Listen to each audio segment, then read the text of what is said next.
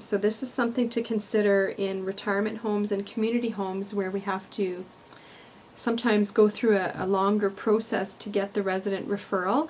You may want to consider putting them temporarily on hold. So say, for example, the resident is going to Florida from January until April, so they're gone for 3 or 4 months. The physio can document resident will be absent from home for 3 months to resume care following reassessment in April. They're not discharged, so they don't need a new referral when they come back from Florida. However, the physio does need to reassess them before resuming treatment. And at that time, the PTA could then update their status to active in Colago. The importance of making somebody inactive in Colago is when a resident's status is inactive, we can't bill for them.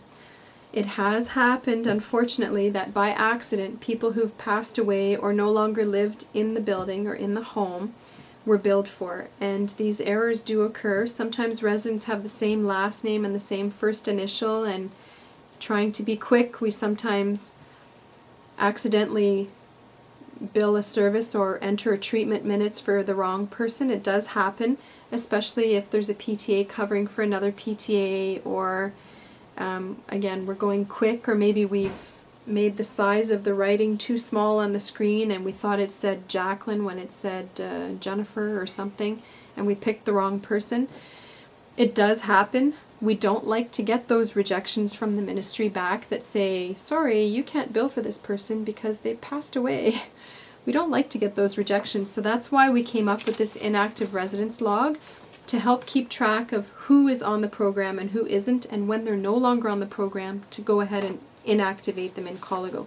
That way we decrease the chance of mistakenly billing for somebody who's no longer receiving our services. If you have any more questions about how to make somebody active or inactive in Colago, or when it's important to inactivate them, or any of the process, please just contact support office and we can help. I had something else to say. Inactive, active, the process. Maybe I said it. I can't remember what it is right now. If it comes back to me, I will definitely add it into the video. So that's it for now for inactive. PTA Quarterly Resident Summary. This is what the sheet looks like.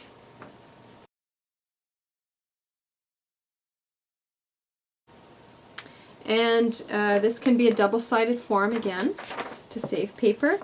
This is basically, you know what guys, PTAs are seeing the residents way more often than the PTs are.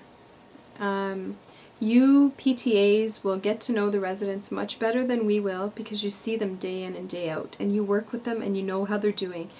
And I know myself as a PT, I very much appreciate my PTA's input when it comes to residents. She knows her stuff. And when she makes a suggestion to add certain things onto a resident's program, it's because she's had enough experience with that resident and with the other residents to know that, you know what, maybe this would be good for that resident. She doesn't start doing it on her own, of course, but she will ask me, Amanda, can you take a look at Mr. So-and-so? He's been having a lot of falls lately, and I noticed that his legs seem weak when he's walking. Maybe we can add some leg strengthening in for him or something like that. I will go back and reassess the resident and add things to his treatment program if I feel it's appropriate. This quarterly resident summary was developed in order to have a form where it's easy for the PTAs to fill it out to give feedback to the PTs before we go do our quarterly assessment. So in a nursing home, for example, I ask my PTA to look at the RI schedule and to fill this out a week before or 2 weeks before for all the residents that are coming up in the next 2 weeks for their RI, their quarterly reassessment. In retirement and in retirement homes, you can do the same thing by looking at that resident reeval tracking sheet and seeing who's due in over the next month, and fill this out for the PT. Basically, you've got room number if you need to fill that out, resident name. If there's more than one PTA, just write your initials there so the PT knows who's doing the information for them. Does the resident complain of pain? write where they complain of pain, and the explanations are at the bottom that ask you just to indicate what you're writing. For modalities, you would write which modalities are being used with the resident. If you look at the bottom, if they've got TENS, you can just write T. If they've got ultrasound, you can write US, whatever, okay? And it's even easier if you write T for TENS and then back, or T right shoulder, or something like that. If they're participating in group classes, if you look down here, it says to write either sit or stand, just to remind us if they're doing sitting or standing classes. Then there's weights for arms and legs. If you look down here for weights, if the resident uses weights for strengthening, please specify how heavy it is. So if they're using 1 pound or 2 pound weights for their arms, or maybe 5 pound cuff weights around their ankles for their legs, you can just indicate it there. Maybe they're using TheraBand for strengthening exercises for their arms or legs. You can, if you look here, it says just to indicate the color of the TheraBand that they're using. Range of motion for arms and legs. It says please write A for active range, AA for active assisted, or P for passive. You can also write right and left. So if somebody's had a stroke, maybe they have P, range of motion, on their right arm, and A, range of motion, on their left arm, for example. So you can specify that under the range of motion part. Sit to stand, number of assist. Here what I would like to see is how many people does this resident need help from to be able to stand up. So if one person is good enough to help them stand and they are practicing sit to stand as part of their treatment program, you can just write a 1. You can write 1, 10 reps, or maybe times 2, A times 2, assist times 2, 10 reps, or something like that. What about walking? How far approximately are they walking, and how many people do they need to help them? So it might be 150 feet, A times 2, to assist. Refusals. What are there treatments that they refuse specifically? Do they refuse everything regularly? Do they rarely refuse? Just to give us an idea, so when we go see the resident, if we don't have a chance to touch base with you verbally, it's basically just to know, do I need to talk to this resident about the certain parts of their treatment plan that they're refusing, to find out why they're refusing and maybe suggest something else instead. And then notes. So if notes here, I had please put an asterisk there if there's something else that you'd like to discuss, or somewhere else that you need to write details. If it does happen a lot that you need more room to write more details, you could leave the back of the form blank and you could just write it on the back. However, I think there's enough information at the front part here that you don't need to add any other specific notes. So that's the PTA Quarterly Resident Summary. And now we're going to look at the Resident Monthly Blurb Tracking Sheet, and this is what it looks like.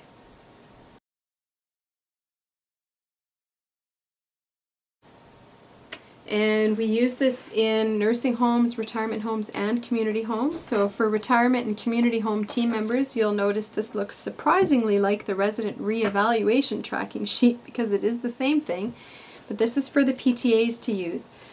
What I found is some residents participate in group exercises. They're very advanced.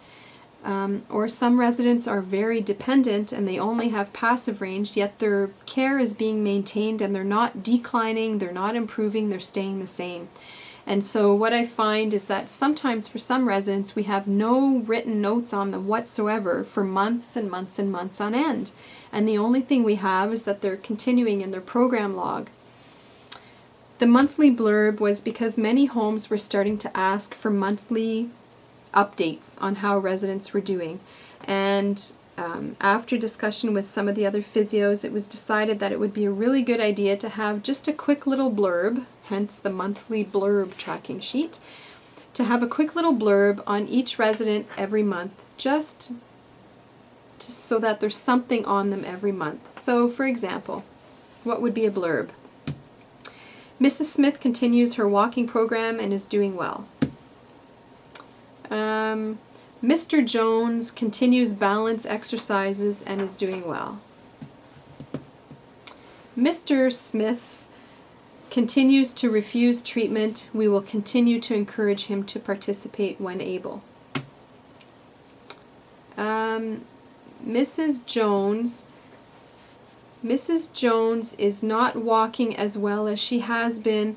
PT has been asked to reevaluate. Just a quick blurb, a one-sentence deal on how the resident is doing. If you've already had to write a note on the resident for some reason that month because of an unusual occurrence, or you've noticed that their program needed change because it's too easy or too hard, and you've already documented on the resident that month, you don't need to do a monthly blurb. When you do your monthly blurb, so here I would suggest writing the residents' names down on one side, put the year at the top of the sheet, 2011, 2012, whatever it may be. And when you write their blurb in January, just check it off. When you write it in February, just check it off. It's just to help keep track of who you've written your blurbs on. Most PTAs have 60 to 80 residents on their caseload if they're full-time, okay? A full-time PTA with 60 to 80 residents on their caseload, and you figure there's about 20 to 22 working days per month. If you write 3 or 4 blurbs per day, you'll be done at the end of the month, and the next month you can start over. I highly recommend not waiting until the end of the month to write all of your blurbs, because you're going to have one day full of a ton of admin time, and you don't need that. It's hard on the residents, it's hard on your schedule. Instead, incorporate that 4 or 5 minutes into every day to write a quick little blurb on 3 or 4 or 5 residents, and it'll become habit. And you'll have 4 or 5 check marks, and then 4 or 5 check marks, and then 4 or 5 check marks, and by the time you're done all your residents, you'll be able to start again up at the top in February. Okay? I highly, highly recommend doing 4 or 5 blurbs every day. Makes it much easier to manage and not as stressful at the end of the month. Okay, let's take a look at the preventative maintenance equipment records. You should have 3 of them in your binder. The first one is the daily one. You'll see it says up here 1.5 daily. And you'll also have, I've got them obviously backwards in the order, you'll also have a monthly one, which is 1.4 monthly preventative maintenance equipment record.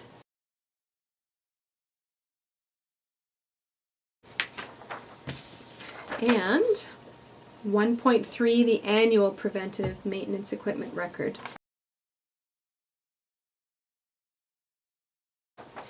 Basically, these 3 forms, daily, monthly, and annual, were created following my college audit because it was found that I needed a better way to document the fact that all of the equipment that we're using for the residents are being verified as every time they're being used. So for example, on the daily preventative one, you may have, the college said, you know, things like if you're using a walker for the walking program, even though it's not the physio department's walker, it may belong to the home or the restorative care department or the resident themselves. It has to be checked to make sure that all the screws are tight and the things aren't loose and whatever. So you may want to write up here, walking program walkers. Every time you do a walking program, you just have to check off that you did it and then sign your initials underneath.